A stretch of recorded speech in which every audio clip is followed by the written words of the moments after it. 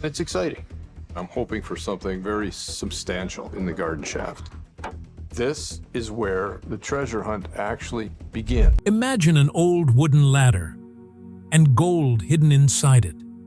This is no story, it's reality. Oak Island's land is no longer just spewing out soil. There's gold in the trees, there's gold in the water, and every handful of soil bears new testimony. The team has discovered walls, roads, and wood that appear to date back to the 1500s. But the real explosion happened when something exploded 90 feet below. And instead of soil, golden water, glowing trees, and a mysterious tunnel emerged. Now, these people are not just digging holes, they're uncovering the layers of history. High-tech machines, years of hard work, and evidence that is now silencing even the biggest skeptics. If you too want to unravel the layers of this mystery, then don't forget to subscribe to the channel, because what's coming next could be even more shocking than this gold. First, the soil gave the clue. When samples were taken during the excavation, the scientists found tiny flecks of gold in the ground. No coins, no sticks, just tiny, nearly invisible particles. Something that would be missed by the naked eye, but would make investigators pause. As the investigation progressed, one particular spot kept signaling over and over again. It was only the size of a small shed, but every machine, every test, every guess, all led there. The team jokingly called the spot the baby blob, but in reality, something serious could be hiding there. Then an old wooden structure was found, a staircase. It wasn't new and not at all safe. The wood was hand-cut, not machine-cut. It was buried so deep that it seemed like someone had hidden it on purpose, and as if someone knew someone would find it one day. When it was put in the XRF machine for testing, the same thing came out again. The amount of gold in that area was much more than normal. The team was sure that even if something big is not found today, that day will definitely come. And then, that day came. Something broke at a depth of 90 feet. A loud sound came from under the ground.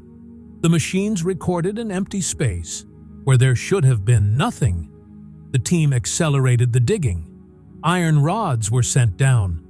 There was an indication of a tunnel in the depth. Now it was not just digging, it had become a mission. The land of Oak Island was no longer just giving mysteries, it was also giving answers. The real trick of the investigation was revealed when the line of 3 boreholes came into view. All 3 holes, straight from east to west, in a straight line. This does not happen by chance. There was something under the ground, and that something seemed to have been built by someone. The first clue? Wood, and that too which had not been broken recently. The pieces were not small, and neither were they rotten. They seemed worn and carved, as if someone had cut it for some purpose. A treasure chest? A pillar? Or something more serious? Then came the real test. Traces of gold. Not too many, but enough to prove that the team was not just chasing thoughts. Everywhere.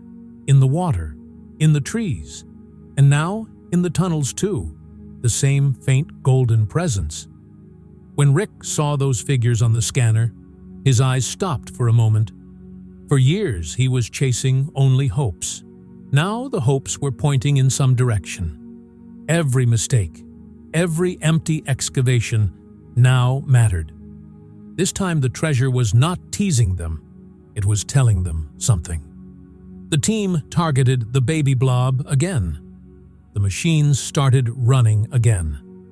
Reached 98.5 feet, another empty space was found. When the core was opened, again the same wood, the same texture, the same color, the same hope. This time the sample was not soil.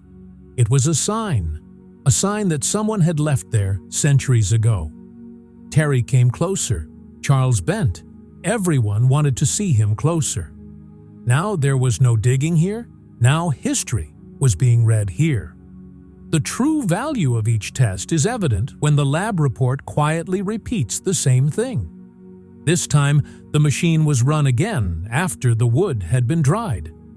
Emma froze as she saw the data on the screen. Same thing again.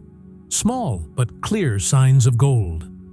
The wood being tested came from the same area where the presence of gold was first detected in the baby Blob. That meant this wasn't an isolated coincidence. It was a pattern. The digging began again. The garden shaft was now vibrating softly.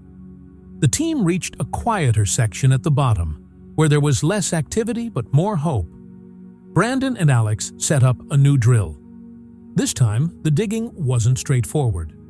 The drill was rotated at different angles to get data from deep inside the walls. The logic was simple. If there was gold in the water and the wood absorbed it, the walls of the tunnel would reveal something. Not every hole needed to scream for treasure. Sometimes a soft rustling sound is enough. At some depth, the drill stopped again. The sound was louder. As soon as it crossed something soft, the machine entered the air again. Another empty space was found. This time also the same depth, 90 feet. Terry took the measurements. This borehole was also in a straight line with the previous two holes, from east to west. It was clear. All this was done as per plan. This was not an excavation. It was a structure built thoughtfully. As soon as he picked up the phone, he had already guessed. Something solid had been found. The drill went down and deeper. The pressure dropped. And then, the same in the test. Gold once again. Now, this was no ordinary excavation. Now, it was a confession of the ground that had been hiding something for centuries. And now, for the first time, it had started giving indications that there was something there. The atmosphere within the team also started changing. Marty, who till now looked at everything from a practical point of view, suddenly became silent. His eyes were moving over the maps. His fingers were moving intermittently over the old diagrams. Now, this was not an imaginary race. Now, this search was moving in one direction. Each time the machine penetrated the ground, the team became more precise. It was no longer guesswork, it was planning. Each new borehole was drilled in a specific direction. They were no longer arrows in the dark. The team was looking for something that wanted to keep itself hidden. The probe in the garden shaft again recorded a void. When pressure was applied to the walls, fine wood fragments came back. Not thorns, but clean cuts. Each one was tagged, tested again. Again, everyone held their breath for a while. The result? Gold. No illusions, no hope traps. Real traces. It was clear now, they weren't taking out trash. They were reading a muffled message. Inside the tent, Alex and Brandon stared at the screen. The depth was increasing. Then, there was a soft sound. Something broke. Something opened again. Now they were below the point where they had found the void before. Brandon gave the depth. The team asked for everything. Every piece. Every morsel. Nothing was thrown away. Everything would be tested. The team gathered again in the evening. Soil, wood, dust, everything was arranged neatly on the sample table, as if each item was a clue. The atmosphere in the tent was now heavy. Emma began the scan. Her fingers moved over the keyboard, eyes glued to the screen. Nothing seemed normal, and then the island seemed to speak loudly. Signals began to appear in different parts of Oak Island. Rick Lagina's excitement was now like that of a child who had suddenly found candy. He wasted no time and set out, soil in hand, pieces of wood, and a clear intention on his face. Every old "there might be something here" thought was now turning into reality. And he knew Emma was the only one who could tell the truth, whether this was a discovery of gold or just another useless illusion. Meanwhile, Peter Romke was standing on lot 26. He was a woodcutter by profession, but today he was looking at a wall of stones that looked like someone had landed Atlantis in the middle of the ocean. The pile he was looking at was not just stones. This was a wall, well built, tilted, a special structure. The kind of wall that no one builds just to pass time.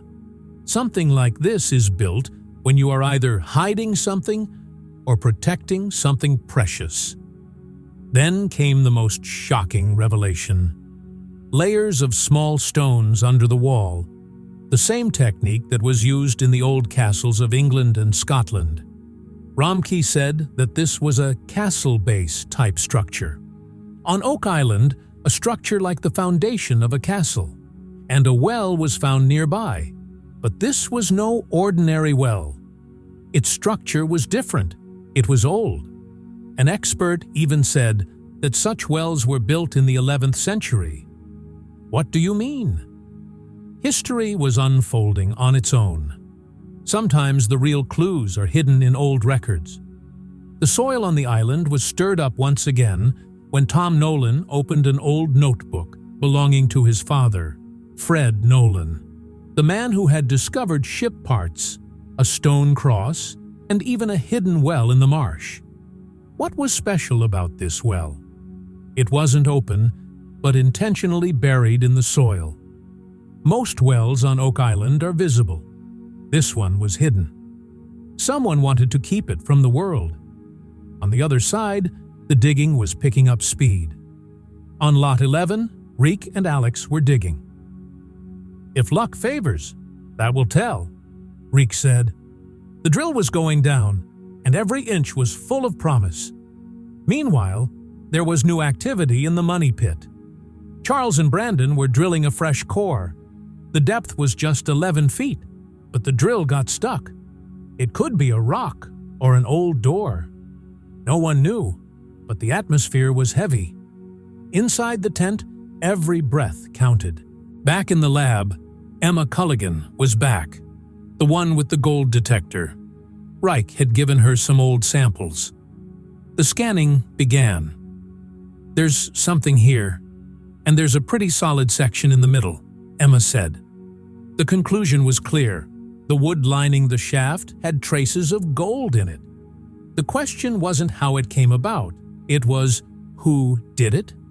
Why would someone use gold to build a useless structure, unless they were trying to preserve something valuable? The data Emma pulled up made a lot of sense from a scientific point of view. Not a huge figure, but enough to grab everyone's attention. Marty's eyes lit up. The atmosphere had changed. This wasn't just a theory anymore. It was something handy. Then came the brick part. Actual bricks, probably used in the walls of the initial shaft. Now it wasn't just a question of depth. Perhaps the treasure was hidden somewhere on the side, not underneath. A side vault, a small chamber, not in front, but on the side. On the other hand, a 2016 discovery needed to be reconfirmed. A similar well was found in New Ross. Same style, same depth. Some believe the site was once a hideout for Templar knights. Peter Romke, a tree cutter by trade but also interested in rock walls, stood in front of a specific wall on Lot 26. The stones weren't random. They were part of a plan. The small stones in the foundation looked like a classic castle-style foundation, Romke said. Like castles built in England or Scotland. And if something like this is on Oak Island, it didn't just happen. The real difference in every excavation is when evidence comes to hand, and that too made of metal. This time, when the soil from the new excavation was scanned, Gary Drayton found an old rose head nail, handmade and dating back to 1795, from a time when things were made to hide, not just to build. Then came an iron hook, the kind used to draw water. or maybe to draw something else. Gary said a similar hook was found earlier on Lot 8, dating back to the 1600s. Same design, same purpose, same strange feeling. Now, if you put that nail, that hook, and that wall together, it doesn't look like an ordinary well. It looks like part of a plan. As the excavation progressed, this well started to look more like the well on Lot 26. Similar structures, similar layers of stones, and the same feeling of mystery, that all this is part of a bigger plan. Then came the most surprising discovery: silver. This hidden well did not yield gold, but traces of silver. That is, it was not just a coincidence. Now, Oak Island itself was not beckoning, it was screaming. 2 wells at 2 ends of the island, similar craftsmanship, similar style of hiding, and perhaps similar motives. These artisans were not people leaving clues. They were making a map that was hidden under the ground. And if the team reads it, then the treasure, which people have laughed at till now, can be revealed. But all this is not easy. There is a swamp nearby where digging is risky. Environmental rules, government approvals, everything can put you in danger at any time. Work can stop at any time. Meanwhile, away from the site, Emma Culligan was active again in the interpretive center. She is an archaeometallurgist, someone who examines old metal and wood objects to see if they are really special or just dust covered in mud. This time, she had wood from 58 feet deep in the garden shaft. This was no ordinary wet wood. It had history locked inside. The scanner went off. The report came back. Gold. Not much, but enough to make the team stop and look. And what was most surprising? The deeper they dug, the more gold they found. Different depths, different samples, but the same bright hint every time. It was as if Oak Island was saying, over and over again, "Go a little deeper." Now things were becoming clear. Someone had been here before. Tunnels, shafts, and maybe a path that led straight to the 1500s. On the other side of the site, Craig Tester was working with his team. He only smiled when the soil passed through the sieve. At this point, the Duma drilling team had reached 68 feet, and the goal was 80 feet. Their goal was clear: to waterproof every level, extract clean samples, and hope that the next centimeter might hold the key to some big secret. The strongest thing in any discovery is a reason. And here, the team has that reason. First traces of gold were found in the wood. Then something like a tunnel was found at a depth of 98 feet. And when signs of silver and gold also started coming from the surrounding area, Garden Shaft is now becoming a center, not just a pit. Paul Cott of the drilling team has a clear method: 12 boreholes in a set, with planning in a specific structure. These people are not digging the ground just like that. They are making a map of the surroundings, what is hidden around this pit. If gold is found in these boreholes too, then it will prove that this is not just a search for treasure, but is part of a bigger plan. Things started getting strange in the excavation of Lot 13. There is a place called Quadrilateral, a geometric structure of stones in 4 corners, as if someone has placed it there after thinking something. As the excavations continued, pieces of burnt wood, strange soil, and ash were found, as if someone had been burning something there centuries ago. These things did not match the normal soil there, meaning either something was hidden or all this was brought there for some purpose. At the same time, another old discovery came to mind: a stone road found in the swamp. At first, everyone thought it was just a coincidence, but then a similar design was found in Portugal. The method was the same: the stone laying technique of the 1400s to 1500s. Now it does not seem like a coincidence. Now things are starting to connect. Burnt wood, strange structures, layers of gold in the soil, roads, and a special kind of blue soil. All were telling the same story. The story was not just underground, but inside history. Rick Lagina does not think this is a normal structure. He believes it is a vault, a hidden structure, specifically covered with blue clay to protect it from water and sealed with rocks on top. Now Dr. Ian Spooner enters the field. He is a scientist. He speaks plainly and clearly. When he saw blue clay fused with burnt wood in the soil during the excavation, he also paused. This was not natural. It was manufactured. The soil was not typical of the area. Too dense, too rich, and clearly disturbed. This was not just a place. It was a sin. A place that had been altered by humans with the intention of hiding, protecting, and closing something. Now it goes to the war room. Historians were called in from Europe, especially Francisco Nguera, an expert in Portuguese maritime history. He had files, data, and information that came from years of research. What he described was a map-changing one. The Order of Christ, once called the Knights Templar, was active in Portugal in the 1500s. That's when the king died, there was no heir, and the country was plunged into a political crisis. In the chaos, it said, a large treasure went missing, and Francisco thinks some of Oak Island's stone walls are made with the same technique used during Portugal's Templar days. Big rocks on the outside, smaller ones on the inside.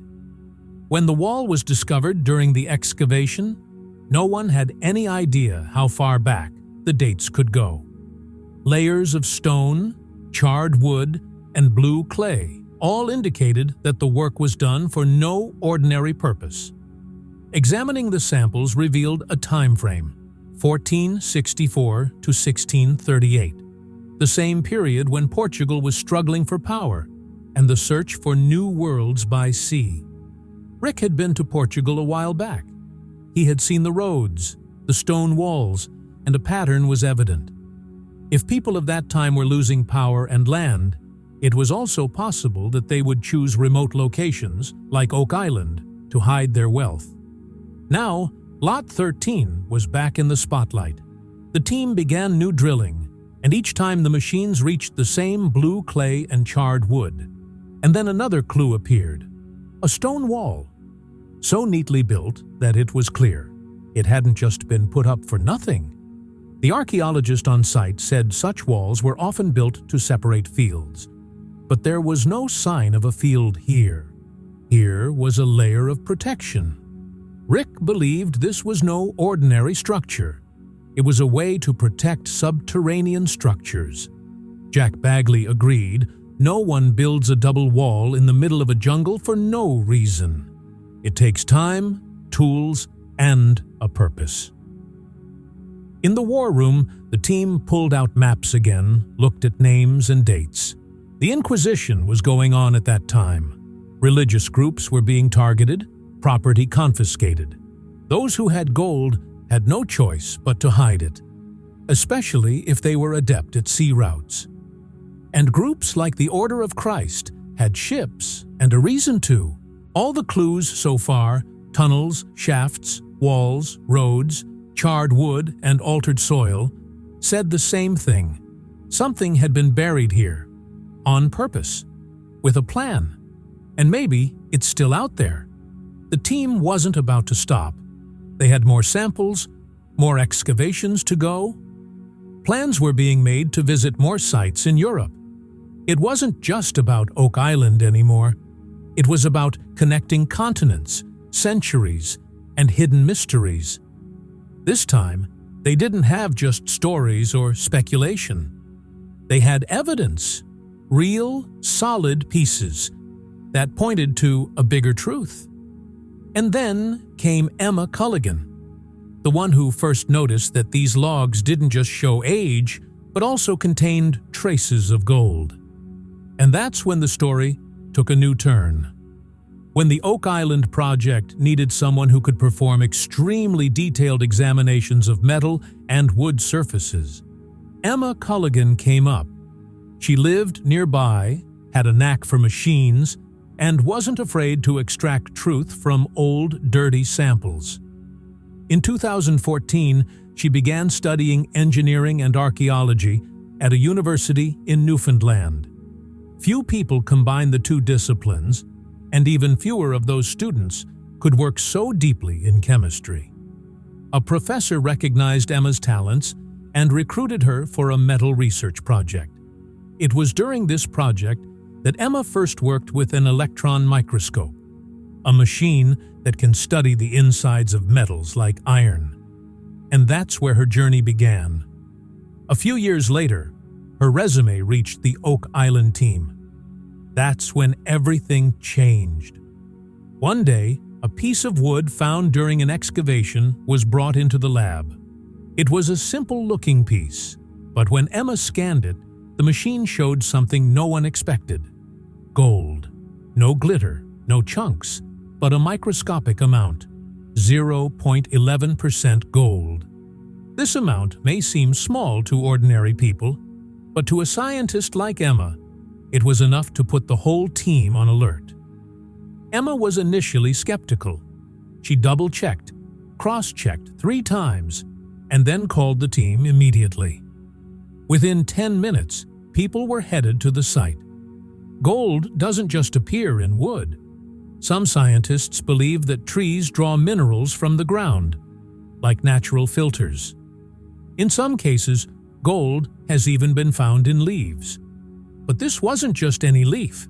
It was a thick, heavy piece that came from a place where something big was going on. Now, Emma couldn't tell if the gold was refined or natural. The particles were too small. That would require a different lab and other machines. But what she was clear on was that the gold is real. It exists, and it's not trivial. Emma's job now goes beyond just scanning. She explains what the data from the scans means, and that information often leads the team to the next big step. As the Oak Island excavations intensified, so did the questions, and a small lab was set up to answer them. At first, it had just a few machines and limited resources, but today, the lab has grown into a full-time, year-round research center, with a new building, advanced equipment, and people sending in samples from outside Nova Scotia. The lab is becoming a trusted place for archaeologists looking to examine complex samples equipped with scanners, analyzers, and equipment not typically found in smaller labs. Emma Culligan, the lead examiner, performs surface-level testing, extracting data from the top layer of an object without cutting into it. Every sample that comes into the Oak Island lab starts with the same question. What is this? The first priority is identification. We need proof, not guesses. Each material, whether it's iron, copper, or wood, reacts differently. Even a slight movement of the machine can change the results. That's why Emma reports data in weight %, which tells us how much of an element is present on the surface, rather than complex units. When 0.11% gold was confirmed, even though the amount was small, it was enough to alarm the team in a mysterious place like Oak Island. Emma's lab receives old tools, wire, nails, and wood fragments from excavations every day. Each sample is examined, recorded, and cataloged, whether it turns out to be historic or not. Every clue adds a piece to the bigger picture.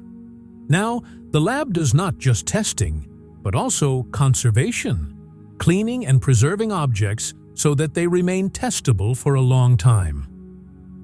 Emma came to the work by chance.